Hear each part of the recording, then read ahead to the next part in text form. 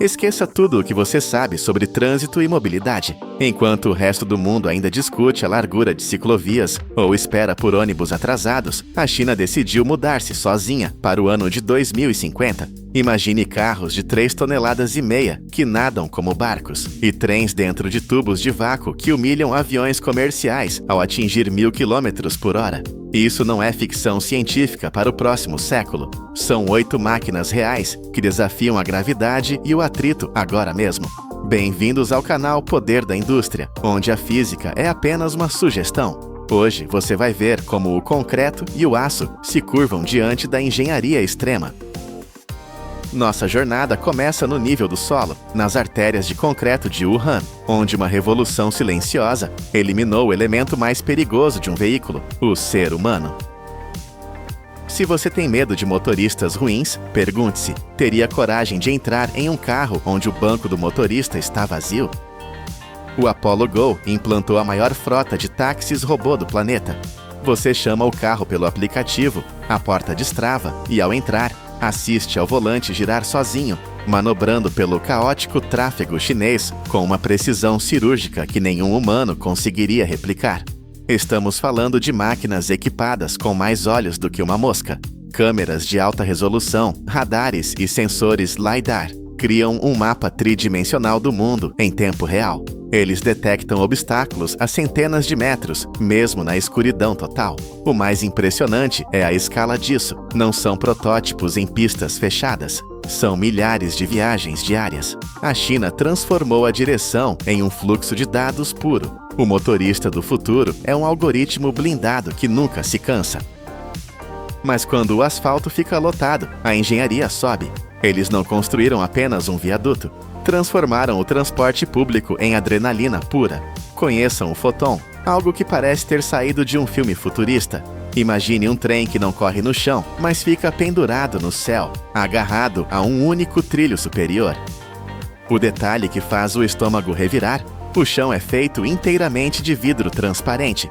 Viajar no Photon oferece uma visão de 270 graus, criando a sensação literal de voar entre os arranha-céus. A engenharia por trás desse espetáculo é brutalmente eficiente. Ao inverter a lógica e pendurar o trem, ele ocupa 0 espaço nas ruas.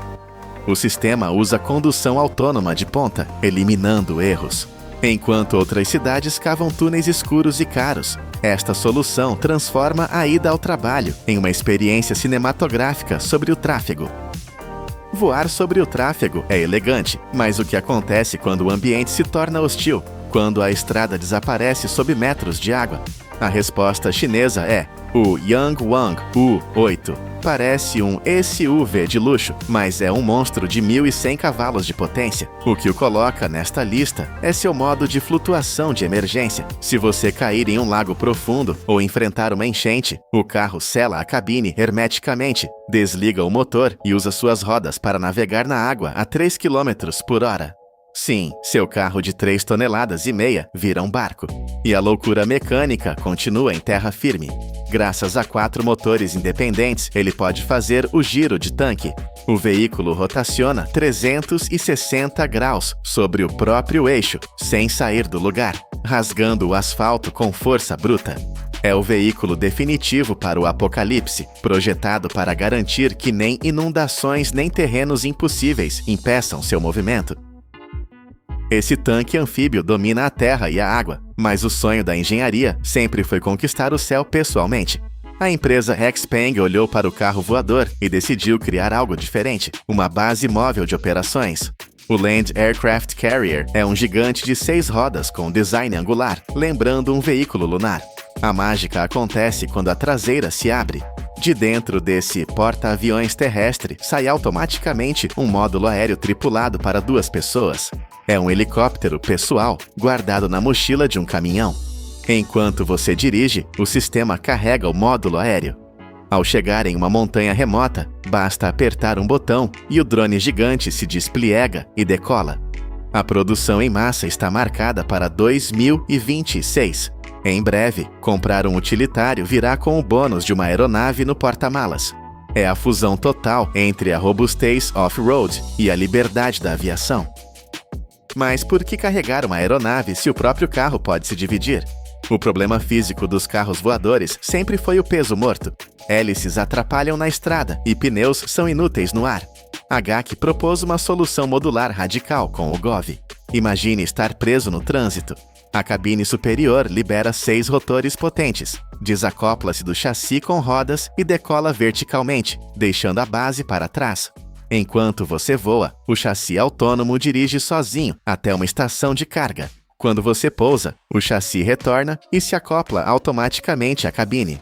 É como ver uma falha na realidade, um glitch visual, mas é engenharia funcional. Resolveram o problema do peso, separando o veículo em 2 robôs que trabalham em simbiose. Agora, vamos eliminar as rodas de vez. O EHang 216S é a purificação da mobilidade aérea. Esqueça a necessidade de ser piloto. Este é um drone gigante para a carga humana. A experiência é aterrorizantemente simples. Você entra na cápsula, toca o destino em um tablet e o veículo decola verticalmente. Ele voa a 130 km por hora e pousa sozinho. Não há joysticks, pedais ou humanos falíveis no comando. É 100% autônomo. E o mais chocante, a China já deu a certificação de voo, tornando-o o primeiro táxi aéreo comercial do mundo. Imagine pular a hora do rush voando acima dos arranha-céus. O futuro deixou de ser uma ideia distante e virou um serviço que você pode chamar agora. O ar dá liberdade, mas a física limita a velocidade em voos curtos. Para ir realmente rápido, precisamos voltar ao solo e reescrever a aerodinâmica. Enquanto o mundo celebra trens de 300 km por hora, a China aumentou a aposta.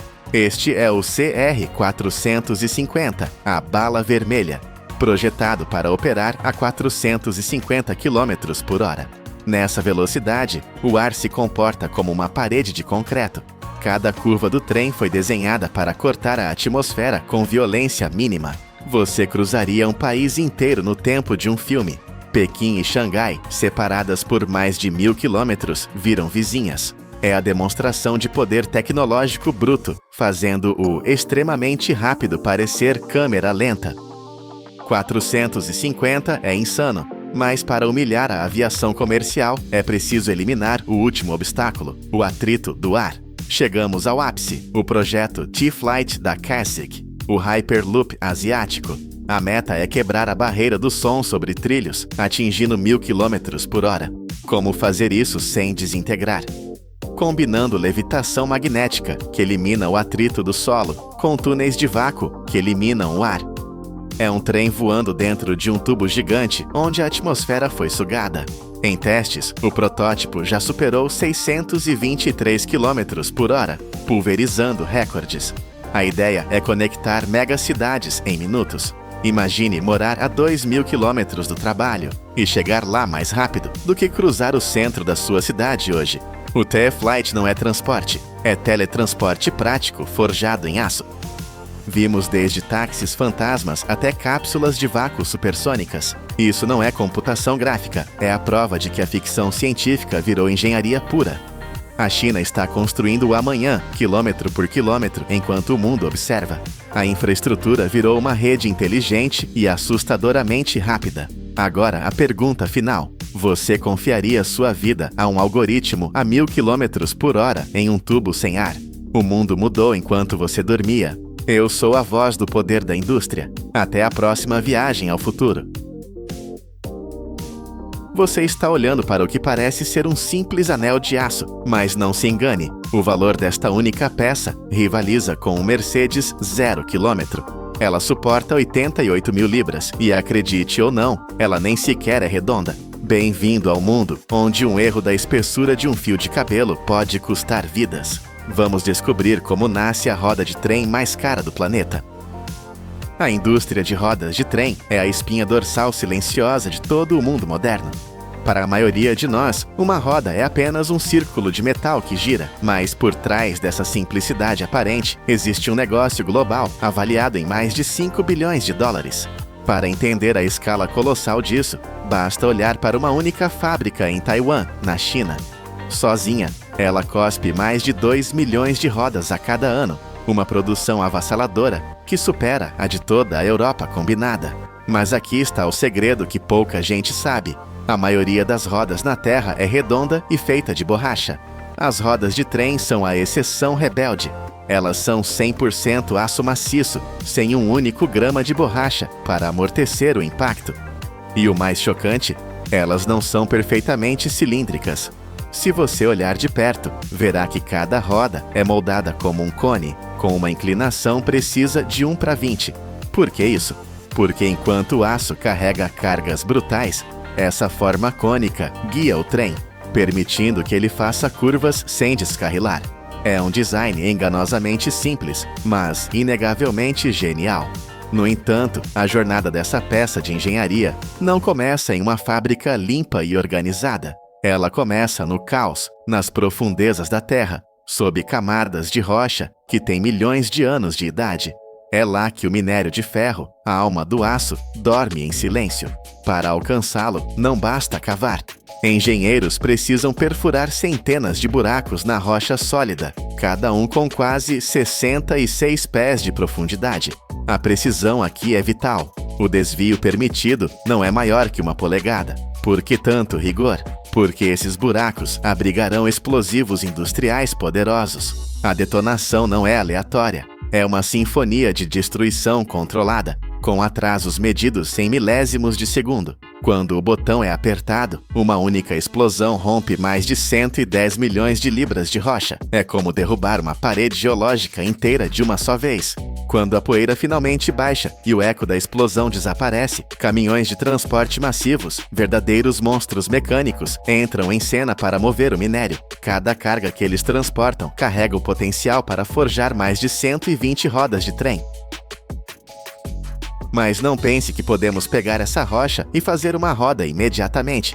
Se fizéssemos isso, o trem não duraria um dia nos trilhos. Os grandes pedaços de rocha bruta devem primeiro passar por uma tortura mecânica, sendo esmagados por rolos industriais e martelos gigantescos. O objetivo é reduzi-los a partículas uniformes, com seu tamanho controlado obsessivamente. Se as pedras forem grandes demais, elas não derreterão totalmente na fornalha, criando pontos fracos. Se forem finas demais, a mistura torna-se instável como areia movediça. Após o esmagamento, o minério entra em câmaras de mistura, que parecem estádios de futebol cobertos, onde é misturado com coque e fundentes. É aqui que a ciência se torna crítica. O minério usado para rodas de trem é uma receita completamente diferente daquela usada para vigas de prédios. Ele precisa ser puro. Níveis de carbono, manganês e enxofre devem ser baixíssimos. Mesmo um desvio minúsculo na química pode ser fatal. Por exemplo, moer o minério muito rápido gera calor por atrito, o que altera a estrutura cristalina microscópica do material. O resultado? A roda se desgastaria meses antes do previsto. Agora, prepare-se para o calor. A mistura entra nos fornos de arco elétrico e altos fornos, lugares onde a temperatura ultrapassa os 2.900 graus Fahrenheit. Para se ter uma ideia, isso é mais quente que a lava de muitos vulcões ativos. O minério sólido se rende e vira um rio de aço líquido brilhante e furioso. Dentro desse inferno controlado, eletrodos de grafite e jatos de oxigênio purificam o metal. Mas os engenheiros não confiam apenas nos olhos. Sensores espectroscópicos e sondas térmicas analisam a composição química a cada segundo, como um médico monitorando os sinais vitais de um paciente crítico. Eles sabem que um desvio de apenas 0,01% na mistura é suficiente para fazer uma roda rachar. E pior, apenas 0,5% de gás residual preso no metal pode causar uma explosão térmica quando o trem frear bruscamente. Somente quando o aço atinge a perfeição absoluta, ele é liberado para ser moldado. O aço líquido esfria e se torna sólido novamente em forma de longos tarugos. Agora começa o verdadeiro show de força bruta, o corte do tarugo. Serras automatizadas com dentes de diamante fatiam as barras de aço em blocos circulares. A precisão aqui é de milésimos de polegada. Não há espaço para mais ou menos. Imediatamente após o corte, robôs imunes ao cansaço levantam cada bloco e o colocam em um forno de aquecimento. O aço precisa amolecer, brilhar em um laranja intenso, quase branco. Quando atinge o ponto ideal, ele é movido para a estrela do show, a prensa de forjamento massiva. Imagine uma força capaz de esmagar um tanque de guerra como se fosse uma lata de refrigerante. É isso que acontece aqui. Um único golpe da prensa, exercendo milhares de toneladas de força compressiva, faz o bloco de aço sólido se render. Ele se expande para fora, ganhando a forma bruta de uma roda. É um momento violento e belo. O metal não é cortado. Ele é obrigado a fluir, redistribuindo sua estrutura interna para se tornar mais denso e forte. Mas a forma ainda é grosseira. É apenas um esqueleto. Logo após o golpe, jatos de água resfriam pontos estratégicos para aliviar a tensão. Em seguida, a roda semi-acabada é levada para um laminador de múltiplos eixos. Esta máquina é uma maravilha da engenharia. 13 eixos diferentes pressionam a roda ao mesmo tempo, de todos os lados. É como um oleiro moldando argila, mas a argila aqui é aço incandescente e as mãos são rolos hidráulicos com força titânica. Esse processo alinha os grãos do aço, criando uma memória muscular no metal, que permitirá que ele suporte bilhões de rotações sem falhar. A roda agora tem a forma perfeita, mas ainda é vulnerável. Ela precisa ser endurecida. Ela entra na fase de tratamento térmico, onde enfrentará seu teste mais cruel. As rodas são aquecidas novamente e então mergulhadas em um tanque de têmpera. Neste tanque, centenas de bicos de alta pressão disparam água gelada diretamente na borda da roda, enquanto o núcleo permanece quente. O objetivo é criar uma casca ultra dura na parte externa, onde a roda toca o trilho, mantendo o centro flexível para absorver choques. É um equilíbrio térmico delicado. Se a temperatura da água ou do aço variar apenas alguns graus, a estrutura interna se estilhaça. A realidade deste estágio é dura. De 5 a 10% das rodas não sobrevivem. Elas saem do tanque com microfissuras ou deformações imperceptíveis a olho nu, mas fatais para a segurança. Essas rodas são impiedosamente rejeitadas e enviadas de volta para serem derretidas. Aqui, apenas as mais fortes sobrevivem. Não há segunda chance. As sobreviventes seguem para a usinagem. Em um torno CNC vertical, a roda gira a 100 rotações por minuto, enquanto ferramentas de corte removem a camada oxidada, revelando o aço prateado e brilhante por baixo. As ranhuras e flanges são esculpidas com precisão cirúrgica. O diâmetro final é ajustado para cerca de 35 polegadas, mas a beleza externa não é suficiente. O perigo real se esconde onde os olhos não podem ver. Por isso, a roda passa por um teste de ultrassom de imersão total. Ela é mergulhada em água e ondas sonoras de alta frequência atravessam o metal. Se houver uma bolha de ar microscópica ou uma rachadura interna, o som será desviado e o computador soará o alarme. Se a roda passar por isso, ela ainda enfrenta o teste de dureza e o balanceamento. Uma roda desbalanceada a alta velocidade vibraria tanto que poderia destruir o trem. Por fim, ela recebe uma pintura especial. Não é para ficar bonita, é uma mistura de epóxi e poliuretano, que age como um escudo invisível contra sal, graxa e umidade. No final desta etapa, cada componente é rastreado. Técnicos escaneiam os códigos dos rolamentos. É uma verificação rápida, mas crítica. Um rolamento errado pode superaquecer, travar a roda e causar um descarrilamento catastrófico, resultando em prejuízos de milhões de dólares e colocando vidas em risco. Agora chegamos a um dos momentos mais fascinantes da engenharia moderna, a união da roda com o eixo. Você pode pensar que eles são parafusados ou soldados. Nada disso. Eles são unidos pela pura magia da física. O processo é chamado de ajuste por interferência. O eixo de aço é resfriado para que ele encolha alguns milésimos de polegada. Ao mesmo tempo, as rodas podem ser levemente aquecidas. Então, uma prensa hidráulica colossal, exercendo de 4 a 6 milhões de libras de força, empurra as rodas para o eixo. É um movimento lento, tenso e irreversível. A posição deve ser exata, medida em centésimos de polegada. Quando o eixo volta à temperatura ambiente, ele se expande.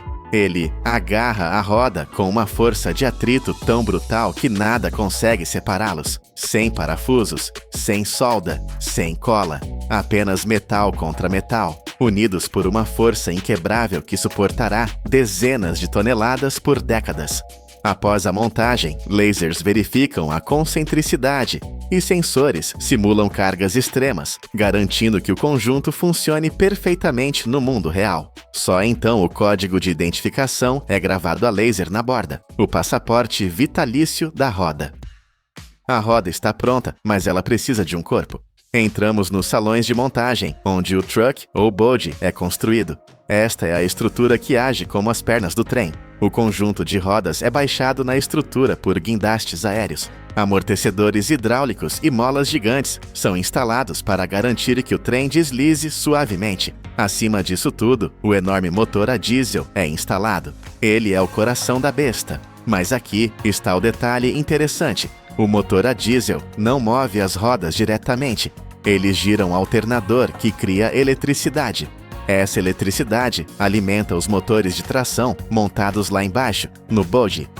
São esses motores elétricos que realmente giram as rodas de aço que acabamos de ver nascer. Finalmente, o trem completo vai para o teste dinâmico. Ele é colocado em uma bancada de rolos, correndo parado no lugar. Sensores monitoram tudo, gerando milhares de dados por segundo. Vibração, temperatura, força de frenagem. Tudo deve ser perfeito. Do minério bruto explodido da terra ao aço líquido fervente, da violência da prensa de forjamento à precisão silenciosa dos lasers. O que começou como uma rocha fria, agora é uma peça de tecnologia capaz de carregar o mundo nas costas. Olhe para o próximo trem que passar. Lembre-se de que aquelas rodas não são apenas pedaços de ferro. Elas são o resultado de uma batalha épica entre o homem e a matéria, onde cada milímetro conta e cada detalhe é uma questão de sobrevivência. Elas giram em silêncio, suportando o peso da nossa economia e a segurança de milhares de vidas. Se você sentiu o peso dessa engenharia, deixe seu comentário abaixo. Qual parte do processo te surpreendeu mais? E não se esqueça de se inscrever no canal Poder da Indústria. A jornada pelo mundo das mega máquinas está apenas começando. Com que frequência você atualiza seu computador? A cada 2, talvez 5 anos. E o seu celular? Aquele carro antigo que finalmente foi para o ferro velho? Cada máquina que deixamos para trás, cada pedaço de metal que consideramos lixo, contém dezenas de metais preciosos. Estes não são materiais comuns. Eles foram originalmente extraídos da terra, com um custo imenso de suor, energia e engenharia, e agora parecem inúteis. Mas é aqui que a verdadeira história começa. Você está olhando para o ponto de partida de uma indústria global que movimenta mais de 700 mil milhões de dólares. E dentro dessas instalações colossais, esses metais não morrem, eles renascem. O que parece ser um cemitério de sucata é, na verdade, o berçário de recursos futuros. Mas como? Como é que se pega nesta montanha caótica de aço retorcido, plástico misturado e fios de cobre e se desfaz este nó? Como é que a humanidade transforma este lixo num metal tão puro e forte como no dia em que foi extraído, usando temperaturas de milhares de graus? Esta é a história de uma das transformações mais incríveis do planeta. Tudo começa aqui, um pátio de coleta de metal. À primeira vista, pode parecer um caos de poeira e aço rangendo, mas não se engane. Por trás desta fachada, existe um sistema logístico de uma complexidade e estratégia impressionantes. Isto não é um ferro velho, é uma mina. Uma mina urbana do século XXI que funciona de forma muito mais inteligente. Esta rede global de locais de coleta e armazenamento poupa ao planeta a extração de mais de 400 milhões de toneladas de minério de ferro todos os anos. Isso equivale a uma economia de centenas de bilhões de dólares em custos de mineração, transporte e tratamento de resíduos. O processo é de alta tecnologia e começa com o peso. Caminhões gigantes transportando o fim da vida útil da nossa sociedade têm de passar por balanças eletrônicas de 60 toneladas. Cada quilo de entrada é registrado com precisão. Nos centros mais modernos, a tecnologia de rastreamento por RFID, ou identificação por radiofrequência, monitora cada remessa. Isto não é exagero. É essencial para prevenir a perda de materiais imensamente valiosos, como o cobre, o alumínio ou o níquel, que poderiam perder-se no meio da confusão. O objetivo destas instalações é global. Países como o Japão, a Alemanha e a Coreia do Sul tratam-nos como elos vitais no comércio mundial de metais reciclados. Cerca de 30 a 40% de todo o fluxo de metal reciclado do mundo é enviado através dos oceanos. Dezenas de milhões de toneladas de sucata de aço são exportadas dos Estados Unidos para alimentar as siderúrgias da Índia, Turquia e Vietnã. O impacto ambiental disto é colossal. Cada tonelada de sucata devidamente recolhida evita a emissão de mais de 2 toneladas de dióxido de carbono. Esta fase, aparentemente simples, é a primeira linha de defesa da economia verde. Mas nesta forma caótica, irregular e volumosa, a sucata é um pesadelo logístico. Pior do que isso, é perigosa. Antes de poder ser transportada ou processada em segurança, ela precisa ser domada. É aqui que entra a força bruta. Carcaças de carros desmanchados, estruturas de máquinas industriais, chapas de metal retorcidas. Tudo é agarrado por garras hidráulicas e atirado para dentro dos compactadores. O que acontece a seguir é uma demonstração de pura potência. Os sistemas de compactação modernos geram uma pressão implacável de até 3.000 psi. Esta força comprime centenas de quilos de metal numa questão de minutos, transformando o caos num bloco denso e sólido. Os fardos resultantes medem tipicamente entre 24 a 40 polegadas de cada lado, maximizando o espaço em contentores ou caminhões. Mas a verdadeira razão para isto não é apenas poupar espaço, é segurança. As apostas aqui são altíssimas. A compressão total elimina os espaços vazios traiçoeiros dentro da sucata, vazios que poderiam conter gases inflamáveis, resíduos de óleo ou, o mais perigoso de tudo, baterias de lítio defeituosas. Uma única bateria esquecida, se esmagada de forma errada, poderia causar um incêndio ou explosão durante o transporte. Graças a este passo, o que era caótico e perigoso torna-se um bloco de metal compacto e gerenciável. As peças grandes foram contidas, mas e quanto aos milhões de componentes mais complexos e misturados? Motores, computadores, eletrodomésticos, feixes de fios. Estes itens são uma mistura de dezenas de materiais diferentes, todos ligados fisicamente. Para os separar, é preciso mais do que pressão, é preciso uma destruição total. Eles são enviados para o coração pulsante da linha de reciclagem, o triturador.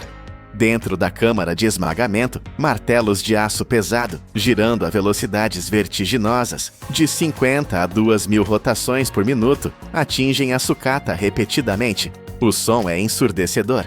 A força rasga o metal em fragmentos de apenas alguns centímetros, ou até milímetros. A eficiência é de cair o queixo. Um único sistema de trituração, dependendo do seu design, pode processar de 5 a 100 toneladas de sucata por hora. Mas o objetivo principal desta violência controlada não é apenas reduzir o tamanho, é quebrar as ligações físicas. Esta força incrível é o que finalmente liberta os materiais valiosos. É o que separa os fios de cobre da sua isolação plástica. É o que racha os núcleos de aço dentro dos motores e liberta o cobre e o estanho das placas de circuito impresso. O que era um motor, agora é uma pilha de seus componentes básicos. Agora que os materiais estão fisicamente livres, começa a verdadeira magia da engenharia. O fluxo misturado de fragmentos é transportado para uma correia, como separar o aço do alumínio, o cobre do plástico. O primeiro passo é a força bruta magnética. Um ímã de alta potência, geralmente um tambor rotativo, está suspenso sobre a correia. Ele gera um campo magnético intenso. Imediatamente todas as peças ferrosas, fragmentos de ferro e aço, são arrancadas do fluxo.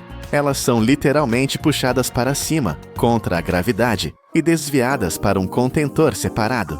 O resto, os metais não ferrosos como alumínio e cobre, e os não metais como plástico e borracha, continuam. Mas as máquinas, por mais poderosas que sejam, não conseguem ver tudo.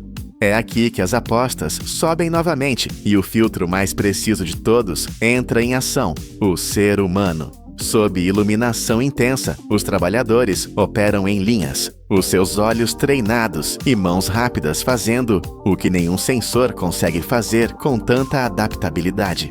Eles procuram por aquilo que pode comprometer toda a fusão. Uma liga metálica misturada que poderia contaminar um lote inteiro. Uma bateria danificada que passou despercebida. peças eletrônicas ou componentes contaminados com graxa. Um único erro aqui pode custar dezenas de milhares de dólares e arruinar toneladas de metal puro. Este filtro humano final é a garantia de que apenas o material mais limpo segue em frente. Depois de passar por esta dupla verificação rigorosa, a sucata, agora limpa e separada por tipo, está pronta para o seu renascimento.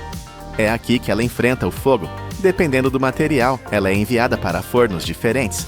O aço e o ferro fundido vão para fornos a arco elétrico. O alumínio, o cobre e o zinco vão para fornos de indução. Dentro destes gigantes, as temperaturas atingem níveis quase inimagináveis, até 2.500 graus Fahrenheit, ou cerca de 1.370 graus Celsius. É calor suficiente para transformar o metal sólido num lago uniforme de metal líquido brilhante, mas isto não é apenas derreter, é refinar. Dentro do forno, o metal fundido é constantemente agitado para garantir que a composição química seja perfeitamente uniforme. As impurezas mais leves, conhecidas como escória, flutuam para a superfície. Esta camada de impurezas é então removida, seja por braços robóticos ou manualmente, por trabalhadores que usam trajes especiais à prova de calor. Para ajustar o produto final, os operadores adicionam agentes de refino, como silício ou manganês, seguindo uma receita precisa para definir a força e a resistência à corrosão do novo metal. Até mesmo os fumos e o pó gerados durante este processo intenso são capturados por sistemas de filtragem de múltiplos estágios. Isto não só reduz as emissões, mas também recupera subprodutos valiosos como chumbo, estanho e zinco. O metal está agora no seu estado mais puro. O metal está líquido, purificado e pronto. Mas como transformar este rio de fogo de volta numa forma sólida e utilizável? A engenharia aqui divide-se em dois caminhos principais, dependendo do metal. O caminho do aço é o do lingotamento contínuo.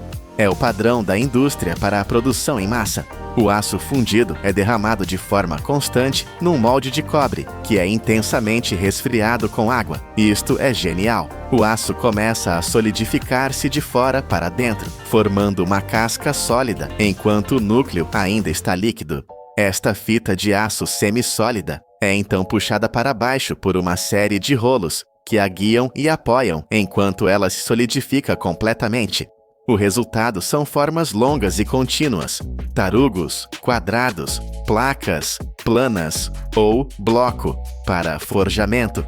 Estas formas são então cortadas em comprimentos padrão, usando maçaricos de oxicombustível. O caminho do alumínio é diferente, sendo um metal com um ponto de fusão mais baixo, cerca de 1.220 graus Fahrenheit, 660 Celsius, e com uma condutividade térmica muito alta, o resfriamento deve ser controlado meticulosamente. Ele é frequentemente vertido em moldes de ferro, fundido ou aço, resfriados com água circulante. Qualquer variação muito rápida na temperatura pode causar rachaduras na superfície ou aprisionar gases no interior, arruinando o lingote. É um equilíbrio delicado entre calor e frio. O metal está sólido novamente, mas antes de poder ser enviado para construtoras ou fábricas de automóveis, ele deve passar na inspeção final e receber a sua proteção.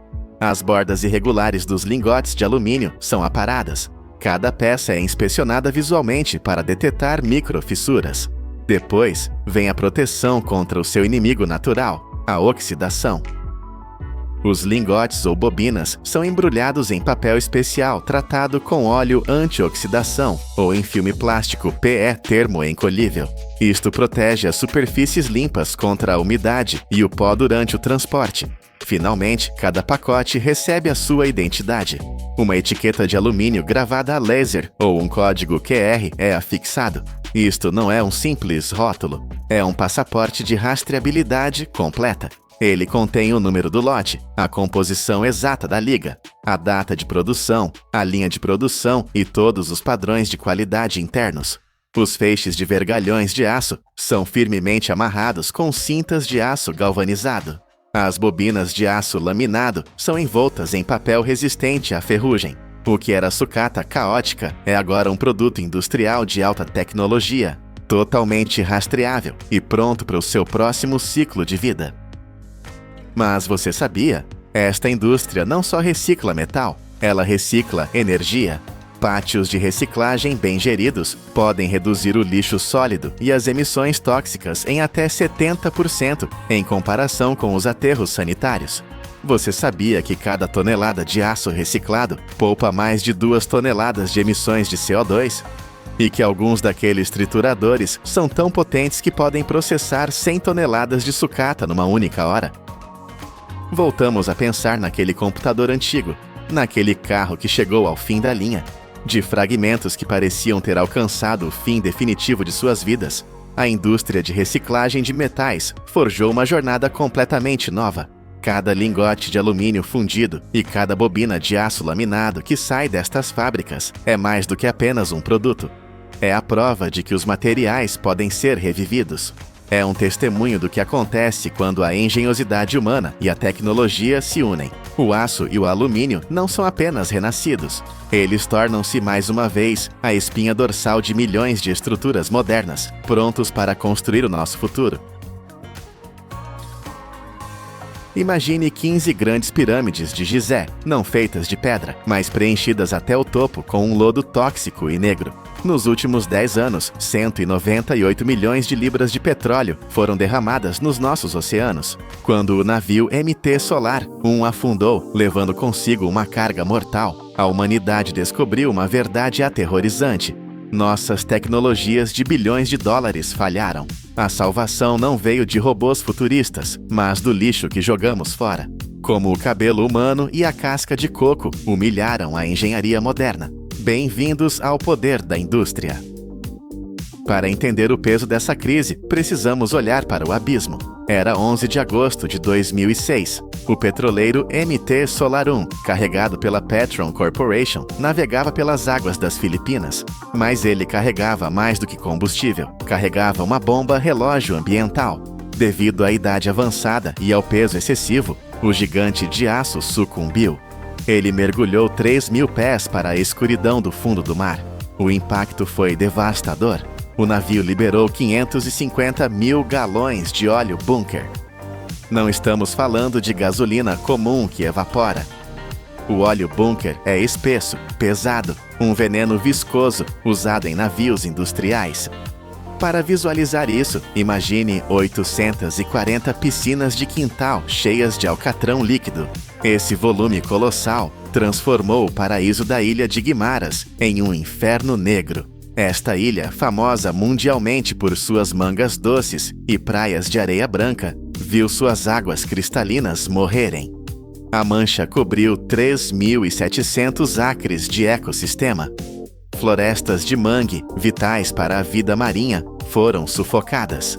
Recifes de coral, que levaram séculos para crescer, foram transformados em pedra negra da noite para o dia. O desastre atingiu o coração da economia local. 20.000 pescadores acordaram sem trabalho. A água estava tão poluída que a pesca foi proibida. Famílias inteiras perderam tudo. Crianças deixaram a escola porque não havia dinheiro. O turismo que trazia bilhões de pesos evaporou. As Filipinas fizeram o que qualquer nação moderna faria. Ativaram os protocolos de emergência. Trouxeram o que havia de melhor no mercado internacional. Barreiras flutuantes de contenção, navios com escumadeiras mecânicas, absorventes industriais. Parecia um exército tecnológico pronto para a guerra, mas houve um problema terrível. O óleo bunker riu dessas tecnologias. Ele era denso demais. Ele não flutuava simplesmente. Ele se aglutinava, colava nas rochas, penetrava na areia e passava por baixo das barreiras. As máquinas ocidentais, projetadas para óleos mais leves, tornaram-se sucata inútil. Além disso, a geografia era um pesadelo. A reserva marinha ficava longe, acessível apenas por estradas estreitas, onde a maquinaria pesada não passava. Não havia navios de limpeza americanos ou europeus por perto. Diante do apocalipse ecológico, com a tecnologia de ponta derrotada, o país teve que tomar uma decisão que parecia uma piada cruel: limpar o oceano com as próprias mãos. Quando o metal e o plástico falharam, a engenharia olhou para a biologia. A solução encontrada foi tão bizarra que o mundo duvidou. Eles decidiram usar cabelo humano. Sim, o mesmo cabelo que varremos do chão das barbearias. De repente, uma mobilização nacional começou. De Manila a Cebu, milhares de salões de beleza pararam de jogar o cabelo no lixo. Estudantes universitários formaram filas, não para festas, mas para raspar a cabeça e doar seus fios para salvar o mar. Mas por que cabelo? Isso não é magia, é física pura. O cabelo humano tem uma estrutura superficial única, cheia de escamas microscópicas. Ele é o que os cientistas chamam de oleofílico e hidrofóbico. Traduzindo, ele ama óleo e odeia água. Cada fio de cabelo funciona como um tubo minúsculo que agarra o óleo e não o solta. Ao contrário das esponjas sintéticas que incham com a água, o cabelo ignora a água e foca apenas no veneno negro. Ele flutua na superfície, absorvendo a mancha tóxica sem parar. A eficácia é assustadora. Um experimento prático feito durante o desastre do Cosco Busan, em São Francisco, provou isso. Descobriram que apenas 1 libra de cabelo pode absorver 1,5 galão de óleo. Em outro teste real, 25 mil libras de cabelo conseguiram sugar 170 mil galões de petróleo bruto. Imagine a cena: redes de nylon cheias de cabelo, estendendo-se por dezenas de metros no oceano, agindo como barreiras vivas que limpam a água. É uma tecnologia orgânica, gratuita e disponível em qualquer lugar onde existam pessoas. No entanto, nem tudo era perfeito. O cabelo tem um defeito grave. Ele demora muito para se decompor na natureza. E havia outro risco. O cabelo moderno vem carregado de tinturas e produtos químicos de salão que poderiam contaminar ainda mais o ecossistema frágil. A humanidade precisava de algo ainda mais puro, mais abundante e totalmente natural. E a natureza, em sua sabedoria infinita, já tinha criado esse material. Ele estava lá, empilhado como lixo nas fazendas, esperando ser descoberto. 17 anos depois, em 2023, o pesadelo voltou. Um navio virou na costa de Bataan com 370 mil galões de combustível industrial. O mar escureceu novamente, mas desta vez não houve pânico por doações de cabelo. A guarda costeira das Filipinas sabia exatamente o que fazer. Eles correram para as fazendas e arrastaram milhares de sacos de cascas de coco secas para a praia. Eles não estavam improvisando, eles estavam usando a arma secreta da natureza, a fibra de coco, conhecida como coir. Durante décadas, o mundo desperdiçou esse material. As Filipinas, a Indonésia e a Índia produzem montanhas de cocos. Bebemos a água, comemos a carne, usamos a madeira. Mas a casca, 85 a 90% da fibra de coco do mundo era jogada fora ou queimada. A casca representa 35% do peso da fruta e nós a tratávamos como lixo inútil. Um erro gigantesco. A história já nos tinha dado a dica.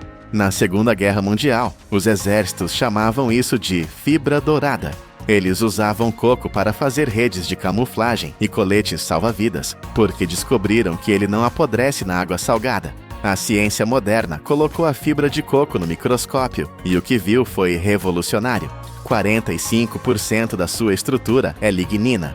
Lignina é um polímero natural que age como um ímã superpotente para o óleo. É a maior concentração de lignina em qualquer planta do mundo. A estrutura da fibra é cheia de microcapilares, como milhões de canudos invisíveis. Em testes na Tailândia, a fibra de coco absorveu 30 vezes mais óleo do que a palha comum. Na Malásia, provaram que ela pode segurar o óleo por 72 horas sem soltar uma gota de volta na água. É a solução perfeita. Você joga a fibra no derramamento, ela suga o óleo instantaneamente. Depois você recolhe a rede, espreme o óleo para ser reciclado e pode usar a mesma fibra de novo. É um ciclo infinito. E quando a fibra finalmente se desgasta, ela vira adubo ou biocombustível. É 20 a 30 vezes mais barato que as barreiras de plástico e não polui o mar com microplásticos. De repente, o que era lixo virou ouro. O preço da fibra de coco triplicou. Fábricas surgiram apenas para criar essas barreiras. A ONU declarou oficialmente a fibra de coco como o absorvente de óleo biodegradável mais eficaz que a humanidade possui. Enquanto os agricultores salvam o oceano com coco, os cientistas nos laboratórios mais caros do mundo tentam competir. Nos Estados Unidos, o Laboratório Nacional de Argonne gastou anos e milhões para criar a Oleo Sponge. É uma obra-prima da química. Eles usam um processo chamado síntese de infiltração sequencial para revestir o poliuretano com moléculas que atraem óleo. Essa esponja pode absorver 90 vezes o seu próprio peso em óleo. É impressionante, sem dúvida, mas é complexa, cara, e difícil de fabricar em massa para uma emergência imediata em uma ilha remota. No famoso MIT, engenheiros projetaram o Sea Swarm, um robô futurista movido a energia solar. Ele usa uma esteira de nanofios para lamber o óleo da água, trabalhando sozinho por semanas. A promessa era de um exército de robôs limpando os mares, mas a realidade é dura. 10 anos se passaram e esses robôs ainda não foram vistos em nenhum grande desastre real. A tecnologia é frágil demais para a brutalidade do oceano aberto. No Canadá, foram por outro caminho: força bruta. A empresa Extreme Spill Technology criou navios que parecem tanques de guerra flutuantes. Eles funcionam em ondas de 3 metros e ventos fortes, condições que fariam outros barcos voltarem para o porto. O governo canadense comprou uma frota por 9,5 milhões de dólares. Eles funcionam, sim, mas o custo é astronômico. Estamos comparando navios de milhões de dólares e esponjas de nanotecnologia contra a humilde casca de coco, que custa centavos e cresce nas árvores. É uma lição de humildade para a alta tecnologia. Mas existe um lugar no mundo onde eles não dependem da sorte ou apenas de cocos: a Noruega. Este país rico e verde faz algo que parece loucura. Eles derramam óleo no mar de propósito. Todos os anos, sob controle estrito, eles jogam petróleo real nas águas geladas do norte. Por que fariam isso? Porque a Noruega vive do petróleo. 30% do orçamento do governo vem do ouro negro. Eles sabem que um erro pode destruir sua economia. Eles chamam isso de exercícios Oil on Water. Não é simulação de computador, é realidade. Eles testam seus navios, seus aviões sensores e suas barreiras no pior cenário possível. Ondas gigantes, frio congelante, vento uivante. Até a NASA já participou para testar seus sensores espaciais lá. Graças a essa audácia de treinar com o inimigo real, a Noruega tem a resposta mais rápida e eficiente do mundo. Eles provam que a única maneira de vencer um monstro é treinar lutando contra ele. Mas não se enganem, a guerra está longe de acabar. Os números mostram uma tendência assustadora. Os derramamentos de óleo estão aumentando de novo. Em 2024, 22 milhões de libras de óleo foram para o mar. Os navios estão ficando maiores, carregando mais carga, e as tempestades estão ficando mais violentas. Uma tempestade tropical, hoje, é 15 a 20% mais forte, capaz de partir um navio moderno ao meio. E o pior é o que não vemos. Apenas 20 a 30% do óleo derramado é realmente recolhido. O resto, ele afunda. Ele se esconde na lama do fundo do oceano. Ele fica lá, silencioso, por 10, 20, 40 anos. É uma bomba relógio tóxica. Um recife de coral coberto de óleo pode levar 2 décadas para se recuperar, se é que vai se recuperar. No Brasil, óleo misterioso matou milhares de tartarugas bebês. Na Tailândia, zonas mortas foram criadas onde nenhum peixe sobrevive. O oceano não esquece. Começamos com a imagem de 15 pirâmides de petróleo sufocando nosso planeta. A indústria gasta bilhões prometendo soluções mágicas, robôs e nanotecnologia. Mas a história do MT Solar nos ensinou uma lição que não podemos ignorar. Quando a maré negra chega, destruindo o sustento de milhares e matando ecossistemas inteiros, a tecnologia humana muitas vezes se ajoelha.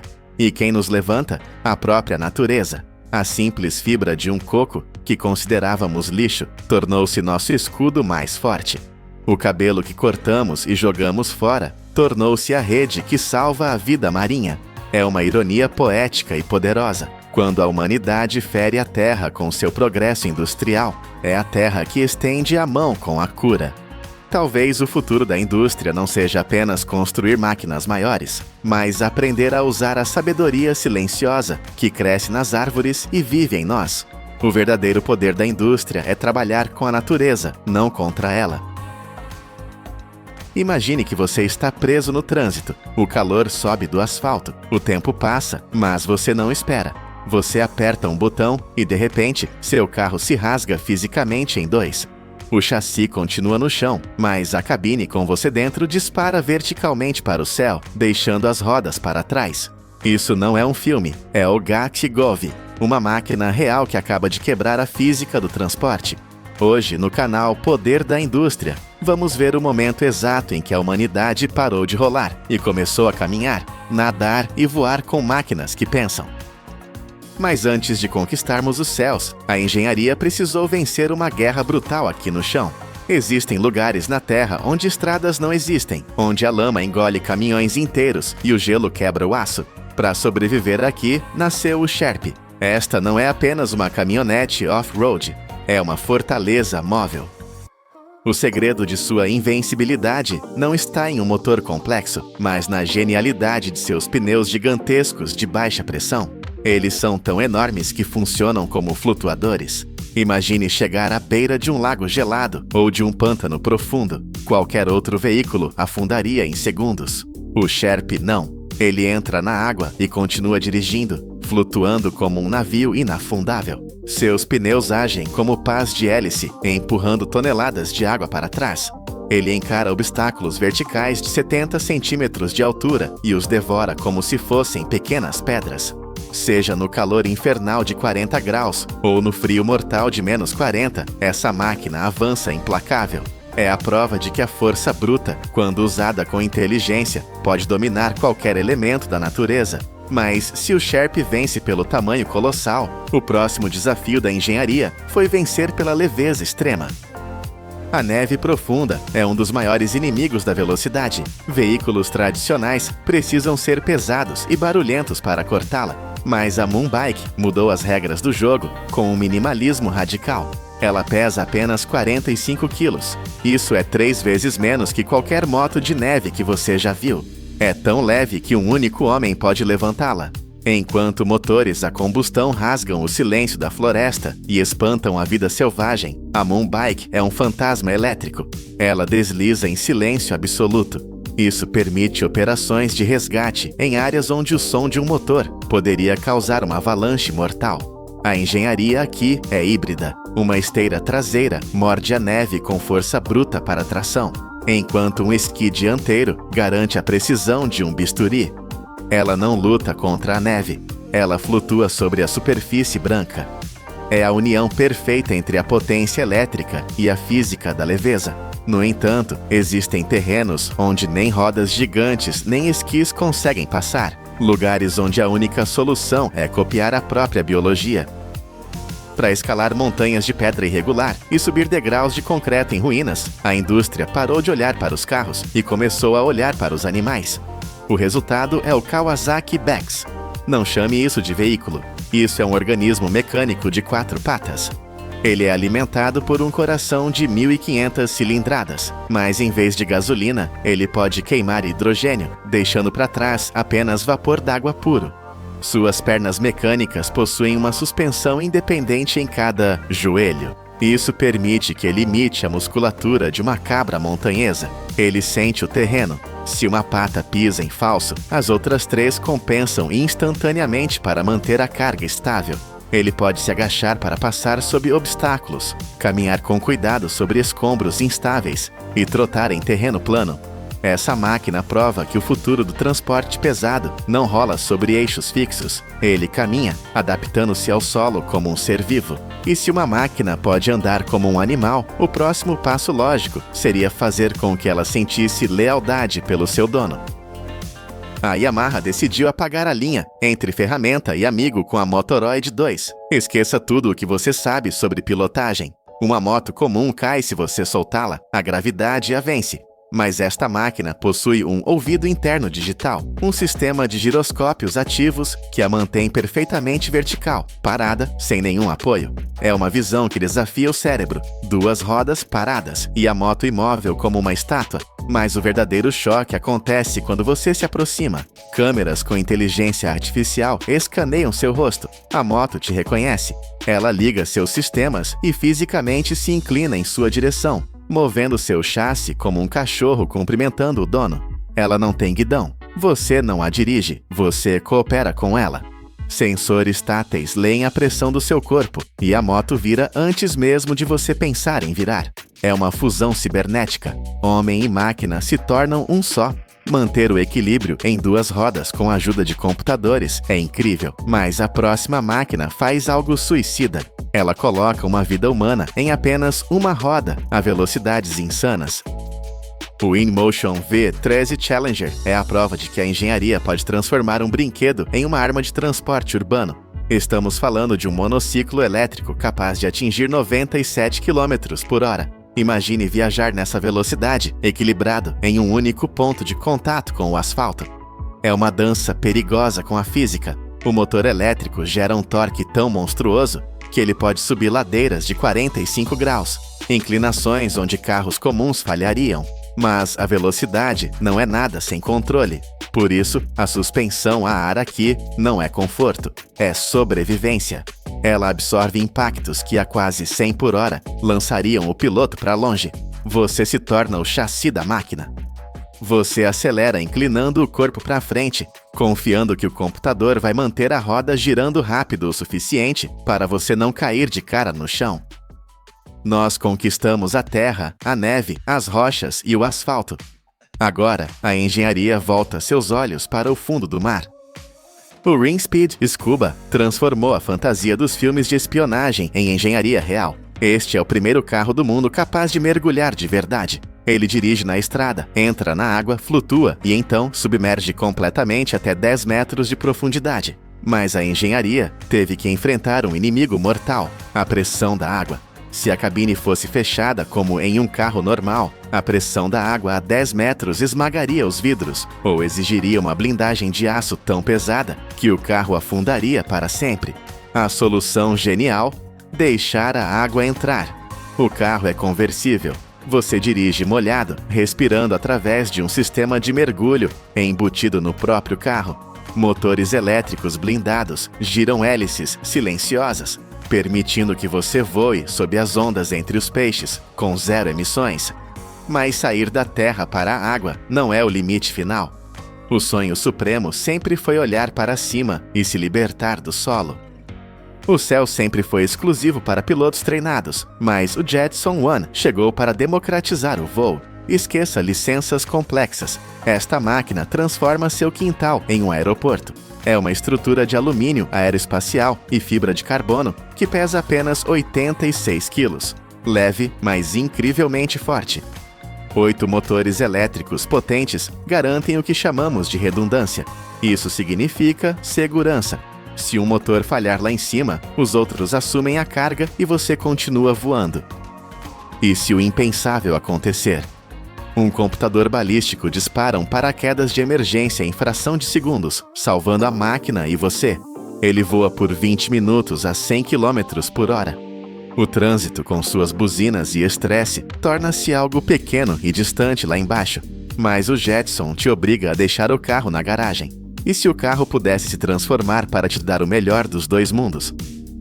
E isso nos traz de volta ao início, a máquina que une a Terra e o céu, o Gacigov. Este é o momento da singularidade no transporte. Imagine a cena. O trânsito para. As luzes vermelhas se estendem até o horizonte, mas você não se preocupa. O sistema do seu carro toma uma decisão. 6 lâminas de rotor se desdobram no teto.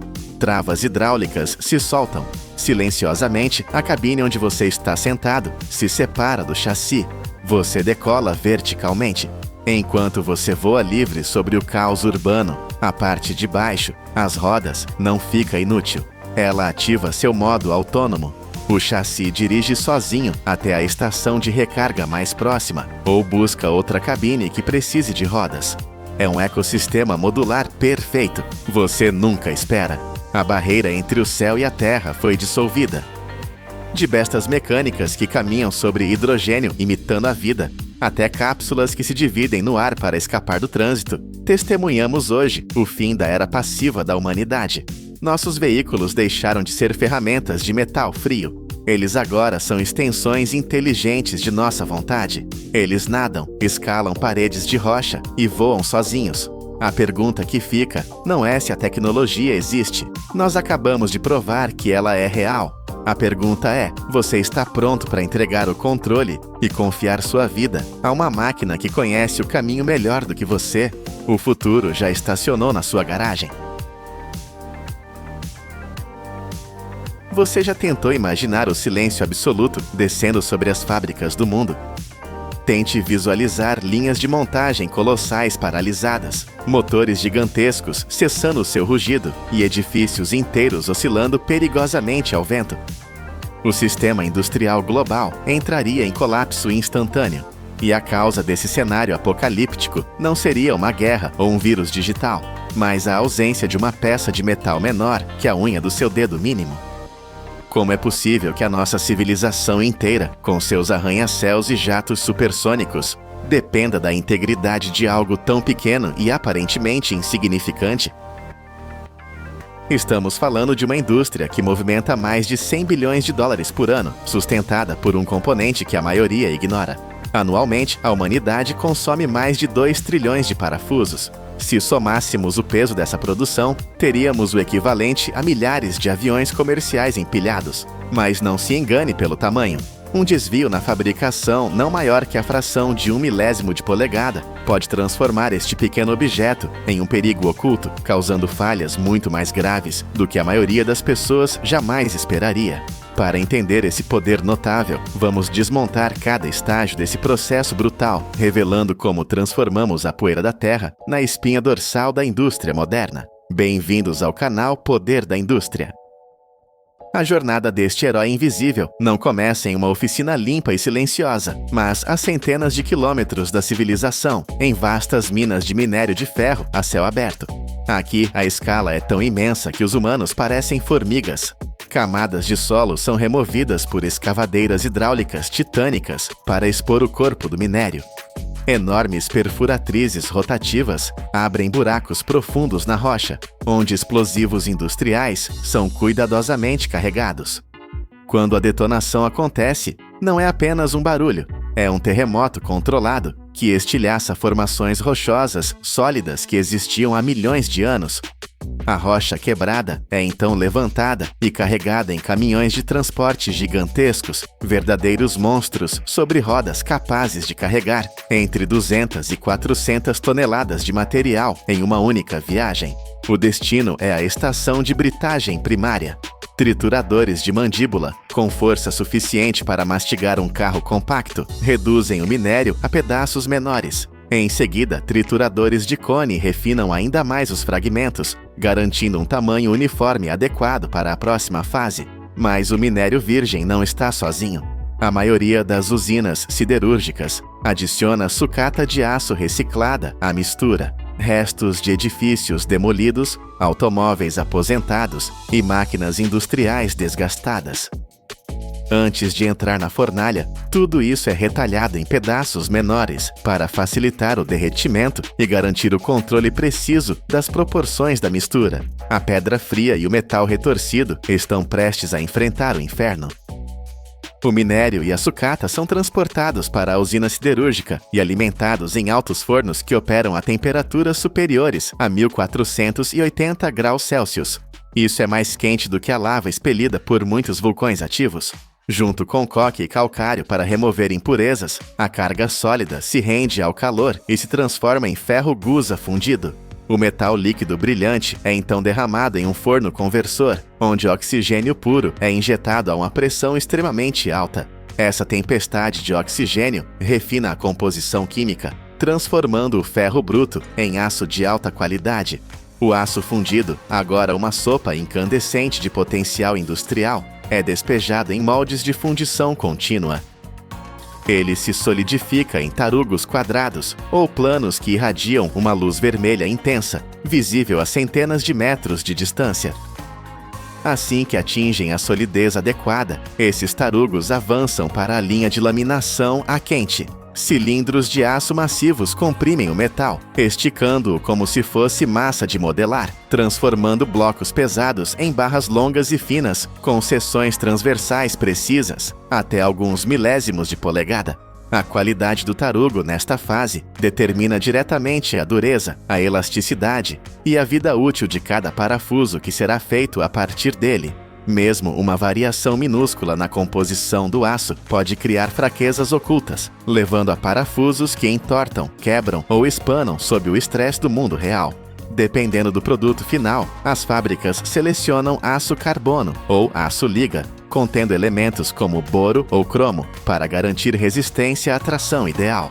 Quando os tarugos atendem aos padrões, são reaquecidos a cerca de 1.250 graus Celsius para torná-los mais maleáveis e passam por pares de cilindros de laminação que os esticam em hastes de aço que se estendem por centenas de metros. Essas longas bobinas passam por caixas de água de circuito fechado para um resfriamento controlado, refinando a estrutura interna do grão do metal e aumentando significativamente sua força.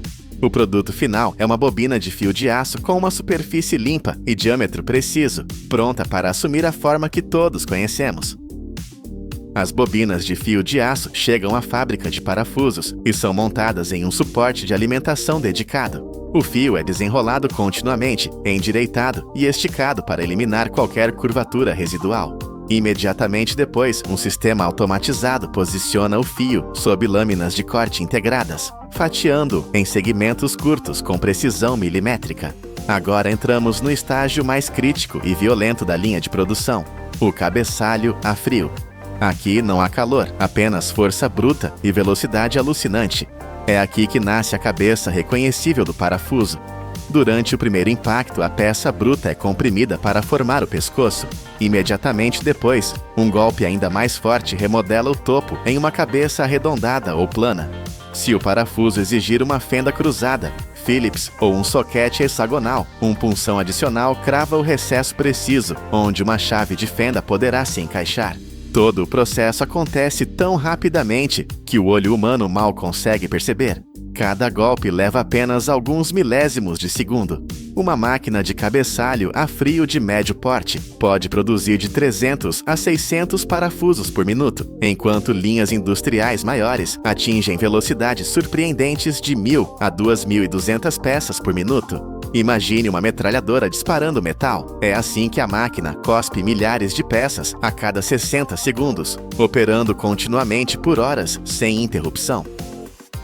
Com a cabeça formada, as peças avançam para o estágio de laminação de rosca. É aqui que ocorre uma mágica da engenharia. Ao invés de cortar as roscas com um torno, removendo material e enfraquecendo a peça, a fabricação moderna depende da laminação a frio. Este processo transforma uma simples haste de metal em um componente capaz de prender estruturas inteiras. Dentro da máquina, cada peça é posicionada entre duas matrizes planas, gravadas com padrões de rosca, uma fixa e outra movendo-se para frente e para trás. À medida que a peça rola entre elas, sob enorme pressão, o metal é forçado a fluir para as ranhuras das matrizes. Em menos de um segundo, roscas perfeitamente elevadas são formadas. O resultado é um parafuso com acabamento superficial mais liso e uma resistência à tração 20 a 30% maior do que a das roscas cortadas convencionalmente. Isso acontece porque a estrutura de grãos do metal é comprimida e alinhada em vez de ser cortada. Graças a essa vantagem, quase todos os parafusos usados em automóveis e aeronaves são feitos assim. Uma máquina padrão pode processar centenas a milhares de peças por minuto, produzindo roscas tão afiadas e uniformes que estão quase prontas para uso. O princípio é idêntico ao de uma tampa de garrafa, mas projetado para suportar milhares de quilos de força. O parafuso pode parecer completo agora, mas se fosse usado neste estado, falharia. Para atingir a resistência mecânica necessária, ele deve passar por um dos passos mais críticos, o tratamento térmico.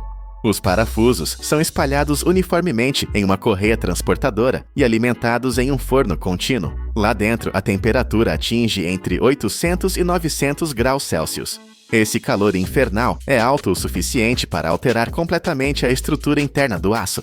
Os átomos de ferro e carbono se reorganizam em uma nova forma cristalina.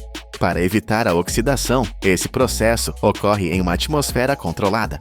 Assim que saem da zona de alta temperatura, os parafusos são rapidamente resfriados em um banho de óleo ou polímero. Essa queda súbita de temperatura, de quase 900 graus para menos de 100 graus em um instante, congela a estrutura do aço, tornando-o significativamente mais duro. No entanto, neste estado endurecido, o metal também se torna quebradiço como o vidro e propenso a rachar sob impacto. O processo ainda não terminou. Para atingir o equilíbrio perfeito entre dureza e tenacidade, os parafusos são colocados em um forno de revenimento, operando a uma temperatura muito mais baixa, geralmente entre 150 e 250 graus Celsius. Este estágio alivia as tensões internas, reduz a fragilidade e melhora a ductilidade. É esse equilíbrio delicado que permite que um pequeno parafuso segure máquinas pesando várias toneladas. Um desvio de apenas algumas dezenas de graus durante o revenimento pode reduzir a resistência do parafuso em 30 a 40%. Ao sair do forno, a superfície de cada parafuso está coberta de fuligem e óxido escuro. Se deixados assim, enferrujariam em poucas semanas ao ar livre. Eles precisam de uma armadura. Milhares de parafusos são carregados em um tambor rotativo e submersos em uma solução desengordurante para remover óleo e resíduos. O metal volta a brilhar, limpo. Em seguida, vem a galvanoplastia. O tambor atua como cátodo, enquanto grandes placas de zinco servem como ânodo. Quando uma corrente elétrica é aplicada, íons de zinco migram e se ligam às superfícies dos parafusos, formando um revestimento protetor de apenas 5 a 10 microns de espessura. Isso é até 20 vezes mais fino que um cabelo humano. Apesar de sua espessura microscópica, essa camada estende dramaticamente a vida útil do parafuso, prevenindo a ferrugem por anos. Após o revestimento, os parafusos passam pela passivação, onde uma reação química cria um filme ultra fino, que estabiliza a cor e aumenta ainda mais a resistência à corrosão. Finalmente, a secagem centrífuga em alta velocidade remove qualquer resíduo químico, deixando cada parafuso com aquele acabamento brilhante característico. Agora, o teste final. Apenas os perfeitos sobrevivem. Em fábricas modernas, milhares de parafusos são despejados em um alimentador vibratório que os alinha um por um em um sistema de inspeção óptica. Cada parafuso gira em uma mesa de vidro de alta velocidade, iluminado por potentes luzes LED e escaneado por múltiplas câmeras industriais. Cada detalhe, comprimento, diâmetro, profundidade da cabeça, precisão da rosca, é medido ao nível do micron. Se um parafuso apresentar a menor falha, como uma cabeça deformada ou rosca incompleta, um jato de ar o remove instantaneamente da linha. O sistema pode inspecionar dezenas de milhares por hora, mantendo uma precisão muito além da capacidade humana. Aqueles que passam são classificados e embalados automaticamente. Imagine agora um desses parafusos.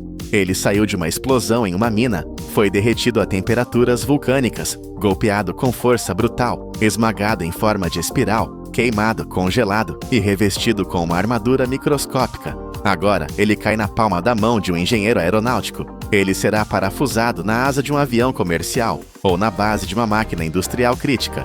Este pequeno componente de metal é o elo que mantém unidos milhares de estruturas, operando silenciosamente todos os dias.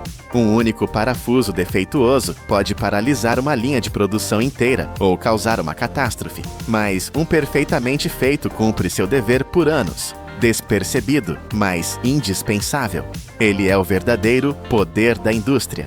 Da próxima vez que você se sentar em uma cadeira ou entrar em um carro, lembre-se da jornada épica que mantém o seu mundo unido.